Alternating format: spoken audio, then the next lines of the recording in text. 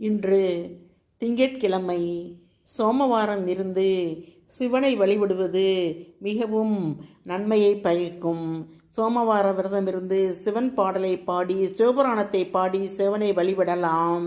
தென்னாடுடைய சிவனே போற்றி, எந்நாட்டவர்க்கும் இறைவா போற்றி, ஏகம்பத்துறை எந்தாய் போற்றி, பாகம் பெண்ணுரு ஆனாய் போற்றி, பராய்த்துறை மேவிய பரனே போற்றி, சிராப்பள்ளி மேவிய சிவனே போற்றி, அண்ணாமலையம் அண்ணா போற்றி, கண்ணாரமுத கடலே போற்றி, காவாய் கனகத்திரளே போற்றி, கையிலை மலையானே போற்றி போற்றி, கையிலை மலையானே போற்றி போற்றி.